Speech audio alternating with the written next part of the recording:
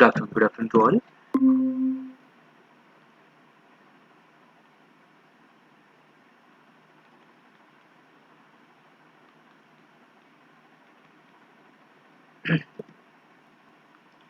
अच्छा, electromagnetic waves पे बढ़ने से पहले मैं एक क्वेश्चन आपसे पूछना चाहूँगा। मेरा क्वेश्चन है बड़ा सिंपल सा है। What is the persistence of an eye vision? What is the what is the persistence of an eye vision? एक आई की परसिस्टेंस क्या होती है? इसका मतलब ये हुआ कि अगर कोई भी चीज़ आइज़ देखती है तो उसकी रेटिना पे कितनी देर तक इमेज बन के रहती है? क्योंकि बाद में तो हम इमेजिन कर सकते हैं अपने ब्रेन में। तो what is the persistence of an eye vision? कितने सेकंड होती है रेटिना के उस मतलब इमेज के टिकने का टाइम? इस क्वेश्चन का आंसर रहेगा 1/16 सेकंड। एक जो इमेज है वो रेटिना पे 1/16 सेकंड टिक के रहती है। इसका मतलब क्या हुआ? The minimum duration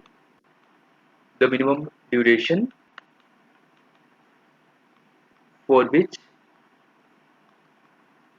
an image is formed at retina. Minimum duration for which an image is formed at retina. अच्छा, अब हम बात करते हैं इलेक्ट्रोमैग्नेटिक वेव्स की।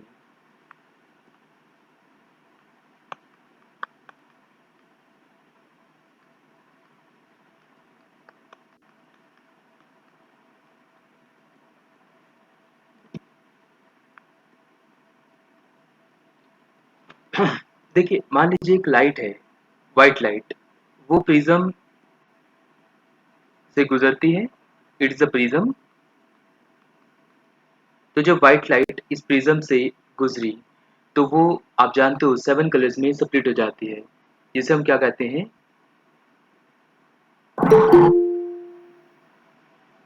जिसे हम कहते हैं विबग्योर।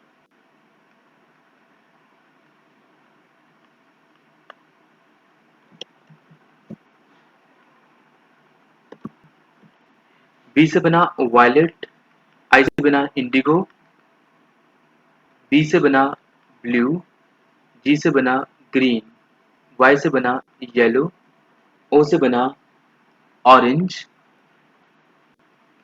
और आर से बना रेड। तो ये हो गया हमारा विबग्योर। इसके ऊपर आती है इंफ्रारेड वेव्स, इसके ऊपर माइक्रोवेव्स, इसके ऊपर रेडियो वेव्स। ये सब की सब क्या है? Electromagnetic waves. These all are called electromagnetic waves. ये जो हमने बनाई है इस तरीके से, ये है in order to increase wavelength. मतलब here wavelength is increasing, here wavelength is increasing. जबकि अगर हम नीचे आ जाएं,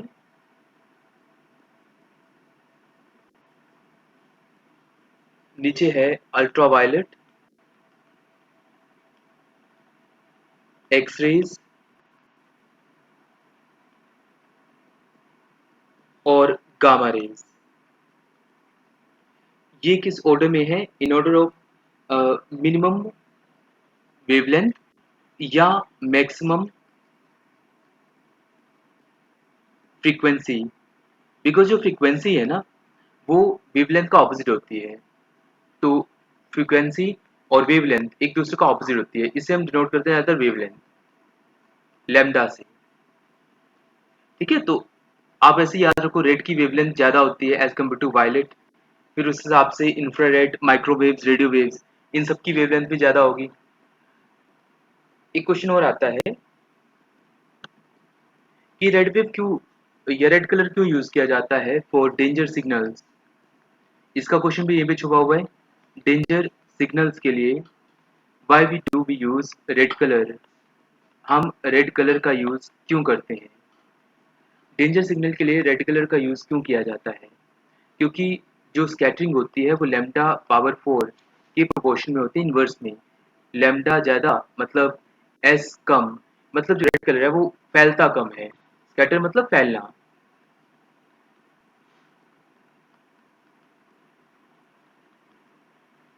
so there is less scattering. एक और चीज हमें याद रखनी है कि energy is directly proportional to frequency. जो एनर्जी होती है वो फ्रीक्वेंसी के डायरेक्टली प्रोपोर्शन में होती है। Energy is directly proportional to frequency.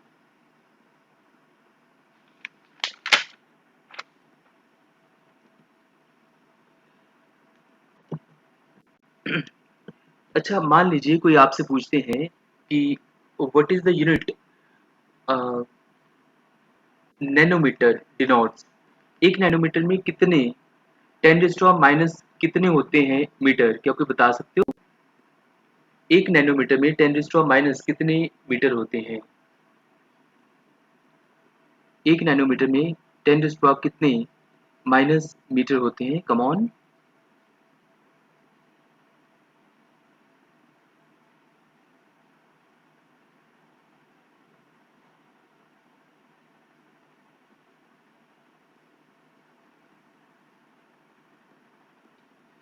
चलो इसका आंसर आना चाहिए सब बच्चों को।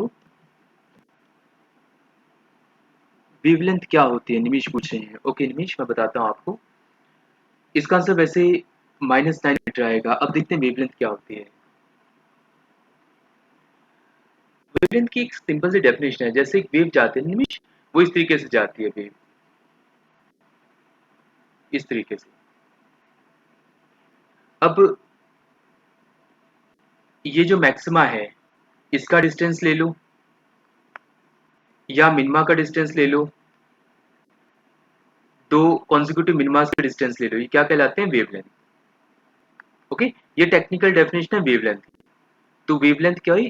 बेसिकली यहाँ से जो स्टार्ट होके यहाँ पे जो गई है ए से बी पॉइंट तक, इसे हम क्या कहते हैं? वेवलेंथ।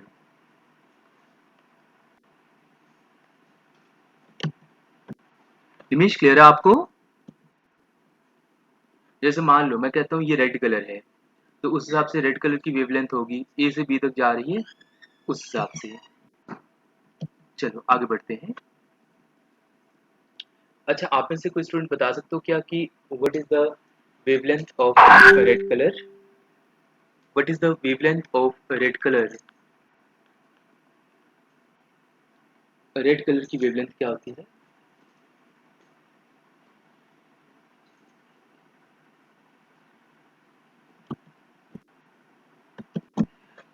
देखो हमें पता है रेड कलर की वेवलेंथ ज्यादा होती है, तो इसका आंसर रहेगा 780 नैनोमीटर। इसे हम बोल सकते हैं 7800 आर्मस्ट्रॉन्ग आल्सो, बिकॉज आर्मस्ट्रॉन्ग जो होता है वो 10⁻10 होता है। 1 Armstrong is equal to 10⁻10 metre.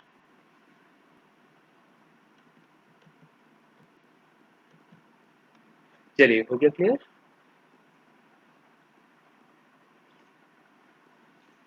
इसी तरीके से वायलेट कलर की वेवलेंथ क्या होती है? What is the wavelength of violet colour? It is 390 nanometre. इसे आप ऐसे ही बोल सकते हो 3900 आर्मस्ट्रॉन्ग। जो पहले आपने करा है रेड, उसके केस में 7800 और वायलेट के केस में 3900 आर्मस्ट्रॉन्ग। अच्छा, हम नेक्स्ट कॉन्सेप्ट पढ़ रहे हैं डिस्पर्जन। अगला इलेक्ट्रोमैग्नेटिक वेव्स की प्रॉपर्टी होती है डिस्पर्जन। तो बड़ा सिंपल सा मतलब है, splitting of white colour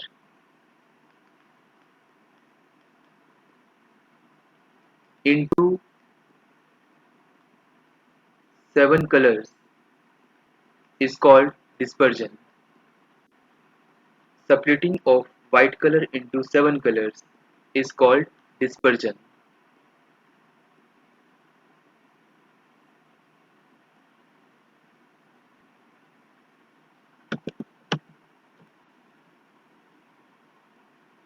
ten is to -9 आएगा शिवांगी। इसका आंसर रहेगा 10⁻⁹। ठीक है, ये देखो मैंने लिखा हुआ है यहाँ पे। Shivangi, is it clear?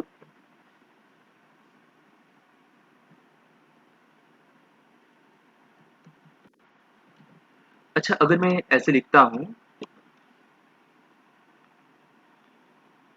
After subletting after the subletting of white light after the splitting of white light into seven colors. red color red color deviates the least.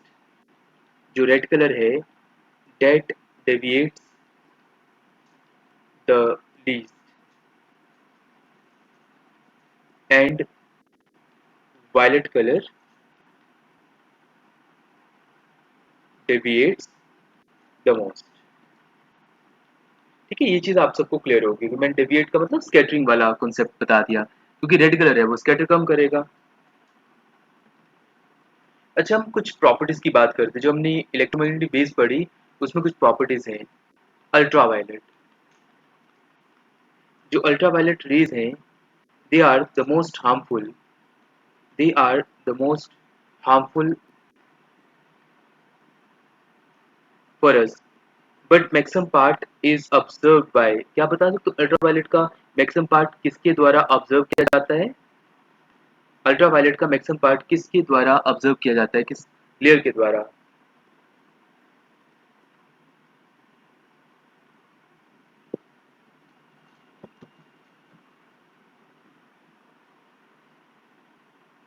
Come on, question बड़ा इजी है। Ultraviolet rays का maximum part किस layer द्वारा observe कर लिया जाता है?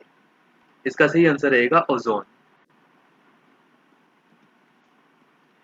एक बड़ा फेमस क्वेश्चन आता है, थर्मल रेडिएशन कौन सी इलेक्ट्रोमैग्नेटिक वेव के कारण आती है? जो हीट आती है ना, सूरज की रोशनी में हीट होती है, वो किस इलेक्ट्रोमैग्नेटिक वेव की वजह से होती है?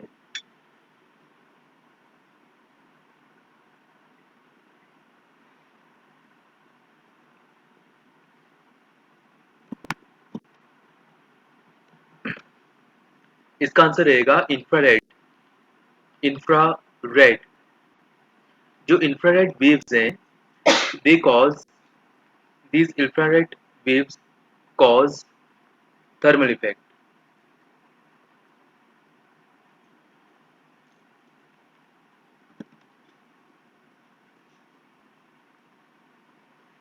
अच्छा, जो बल्ब होता है, बल्ब भी जलता है, बल्ब में जो गर्मी पैदा होती है, तो बेसिकली वो किस चीज से पैदा होती है या कौन सी वेव्स होती हैं? Again infrared.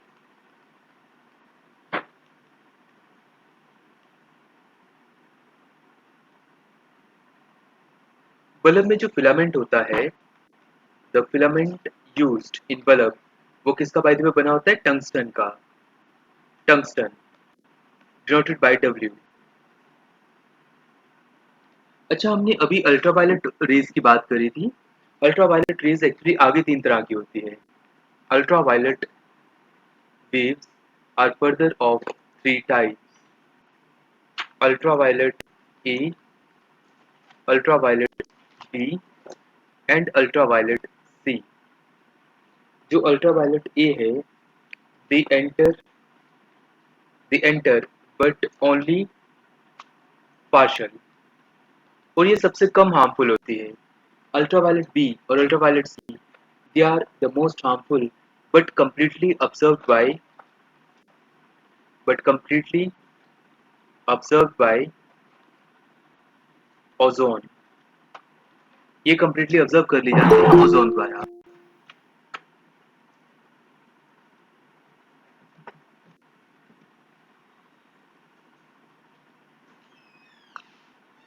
मेरा अगला क्वेश्चन आपसे,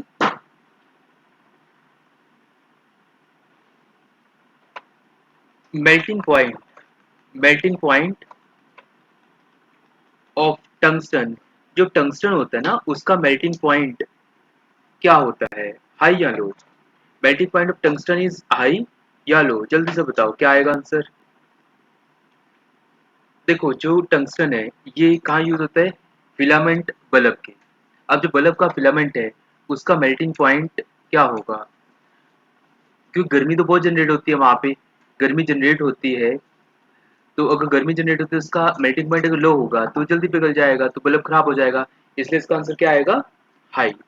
जो टंगस्टन है उसका मेल्टिंग पॉइंट हाई होता है। आतिश और वसा से कहा आपने, melting point of tungsten is high. अच्छा, what's about resistance? The resistance of tungsten, जो रेजिस्टेंस होती है टंगस्टन की, ये कैसी होती है? Resistance of tungsten is question mark.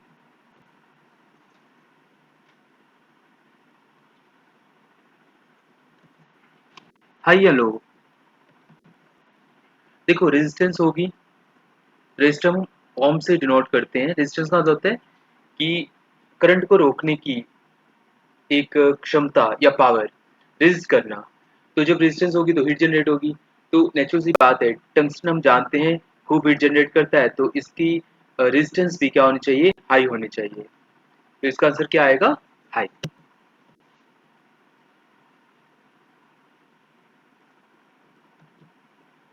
High आएगा इसका आंसर, बस था।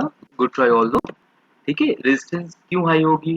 क्योंकि अगर रेजिस्टेंस हाई होगी तो ज़्यादा हीट जनरेट करेगा, और आप जानते हो बल्ब के केस में हीट काफ़ी जनरेट होती है, इस कारण। ठीक है।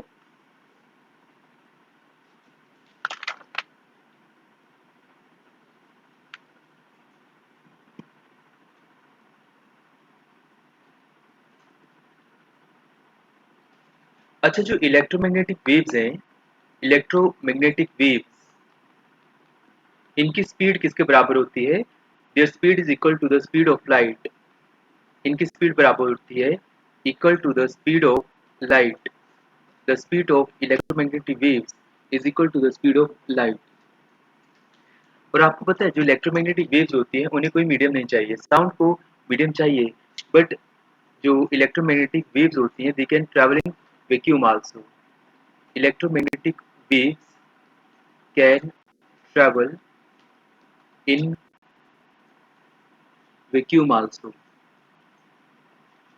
because they don't require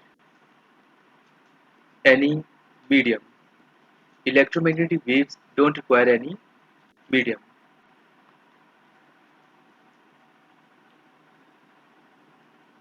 चलिए, किसी बच्चे को यहाँ पे कोई डाउट तो पूछ लो।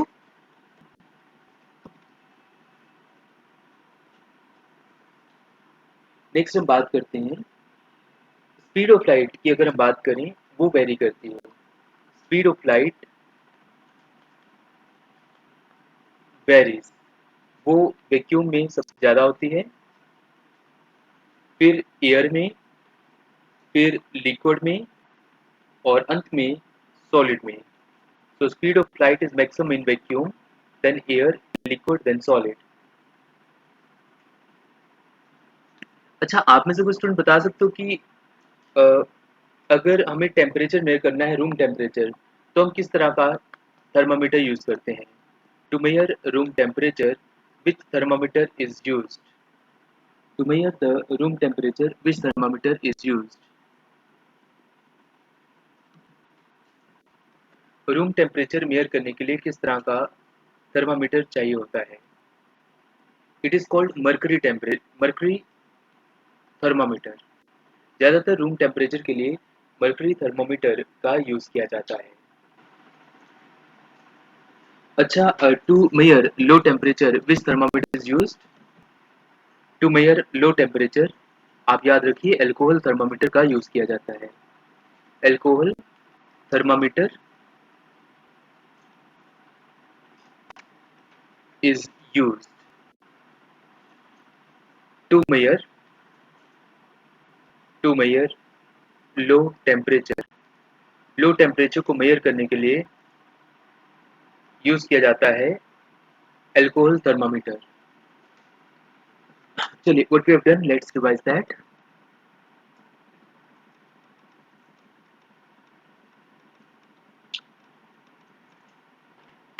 सबसे पहला क्वेश्चन था कि रेटिना में एक कोई भी इमेज आई है तो उसको टिकने का क्या टाइम होता है? तो अगर एक इमेज को टिकना है रेटिना पे, तो उसके लिए परसिस्टेंस क्या होता है? Five vision, that is 1/16 second, मतलब 1 सेकेंड का 16वां हिस्सा। The minimum duration for which an image is formed at retina is called persistence of an eye vision, that is 1/16 second. अगर हम बात करें इलेक्ट्रोमैग्नेटिक वेव्स की, तो electromagnetic waves radio waves, microwaves, infrared waves, wave क्योर जिसमें R से हम स्टार्ट करेंगे, orange, yellow, green, blue, indigo, violet. तो ये जो ऊपर हमने बनाया ये वेवलेंथ इंक्रीज के तौर पे, जैसे हम कह सकते हैं कि रेडियो वेव्स की वेवलेंथ सबसे ज़्यादा है, गामा की सबसे कम है, पर गामा की फ्रीक्वेंसी सबसे ज़्यादा है तो गामा की एनर्जी सबसे ज़्यादा है। Frequency is inversely proportional to lambda, lambda तो wavelength. Ultraviolet rays, gamma rays, X gamma rays के हिसाब से नीचे चला गया फ्रीक्वेंसी के हिसाब से। अगर हम बात करें डेंजर सिग्नल्स में होता है रेड कलर का यूज, और इसलिए रेड कलर जो होता है वो क्यों यूज होता है, बिकॉज उसकी स्कैटरिंग कम होती है, वो फैलता कम है। तो in case of danger signals red colour is use because its scattering is the least. Scattering is inversely proportional to lambda raise to power 4। Energy is directly proportional to frequency. अगर की किसी भी वेव की frequency ज़्यादा तो मतलब उसकी energy भी ज़्यादा होगी। 1 nanometre is equal to 10⁻⁹ metre. अब वेवलेंथ क्या होती है, जैसे ये बी का डिस्टेंस, ये क्या होगी, एक वेवलेंथ। वेव की लेंथ को क्या बोलते हैं, वेवलेंथ। ऐसे ही हम उसकी मैक्सिमा और मिनिमा के डिस्टेंस को भी बता सकते हैं, दो कॉन्सिक्यूटिव वाले को, वेवलेंथ। रेड कलर की बात करें तो रेड कलर की वेवलेंथ होती है 7800 आर्मस्ट्रॉन्ग या फिर 780 nanometre. 1 Armstrong is equal to 10⁻10 metre. Violet की 390 नैनोमीटर या 3900 आर्मस्ट्रॉन्ग। डिस्पर्जन क्या होता है, splitting white colour into 7 colours is called dispersion. After splitting white colour into 7 colours, हम जानते हैं रेड कलर डिविएट करता है लीस्ट और वायलेट कलर डिविएट करता है सबसे ज़्यादा। Ultraviolet rays are the most harmful, but they are observed by ozone। Thermal radiation, thermal effect आता किससे है, इंफ्रारेड वेव से। तो जब भी सूरज की रोशनी में आपको गर्मी महसूस हो तो मतलब वो किसके कारण है, इंफ्रारेड रेज के कारण है। फिलामेंट में भी जो गर्मी पैदा होती है बल्ब की, तो बल्ब से क्या प्रोड्यूस हो रही होती है, इंफ्रारेड वेव्स। और जो इंफ्रारेड वेव्स हैं वो प्रोड्यूस हो रही होती हैं बल्ब में, तो बल्ब का फिलामेंट होता है जो किसका बना होता है, टंगस्टन का। WC नोट होता है टंगस्टन एलिमेंट। अल्ट्रावायलेट 3 तरह की होती है, ultraviolet A, ultraviolet B, ultraviolet C. Ultraviolet A only partially observe की जाती है ओजोन द्वारा, अल्ट्रावायलेट बी और सी कंप्लीटली ऑब्जर्व कर दी जाती है ओजोन द्वारा। Melting point of tungsten is high. Melting point high होने की वजह से टंगस्टन की, तभी तो है ना गर्मी प्रोड्यूस होती है, और वो गर्मी को बेयर कर सकता है टंगस्टन, नहीं तो वो पिघल जाता। और रेजिस्टेंस, गर्मी प्रोड्यूस होती है तो नेचुरल सी बात हाई होगी। रेजिस्टेंस को हम वैसे ही ओम से नोट करते हैं। रेजिस्टेंस मतलब जो करंट है उसको रेजिस्ट करने की क्षमता। इलेक्ट्रोमैग्नेटिक वेव्स की स्पीड होती है स्पीड ऑफ लाइट के बराबर।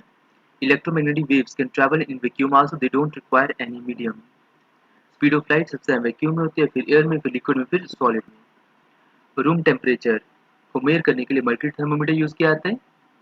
एल्कोहल थर्मोमीटर यूज किया जाता है to mayor low temperature.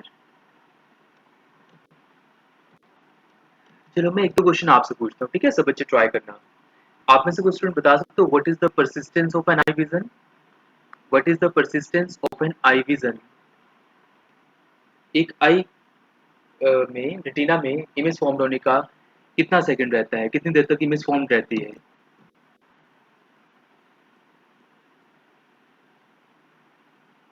Come on Nimish, Atish, Shivangi, Varsha, Sakshi try करो। क्वेश्चन है what is the persistence of an eye vision 1/(सेकंड)।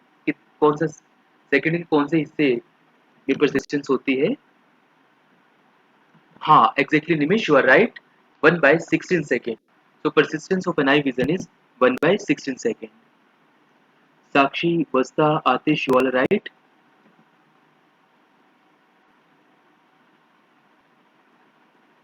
चलिए मेरा अगला क्वेश्चन, क्या आप में से कुछ स्टूडेंट बता सकते हो कि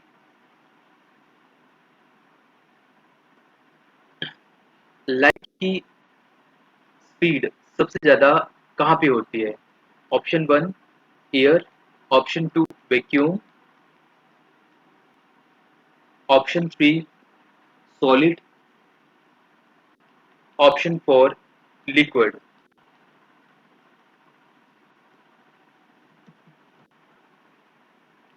हाँ, बिल्कुल सही वर्षा, साक्षी यू आर राइट। तो वैक्यूम में लाइट की स्पीड सबसे ज़्यादा होती है। अच्छा, next question, separating of white light into 7 colours, इस प्रोसेस को क्या बोलते हैं?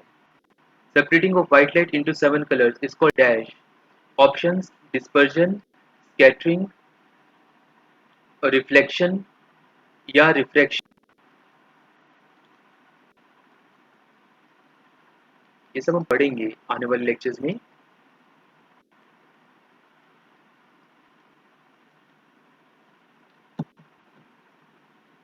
हाँ, एग्जैक्टली डिस्पर्जन कहते हैं। वर्षा, निमिष, साक्षी, आतिश, बिल्कुल सही आंसर दिया आपने। Dispersion is the right answer. चलिए, ये था आज का फिजिक्स का लेक्चर। 1 मिनट का छोटा सा ब्रेक, उसके बाद हम अगली क्लास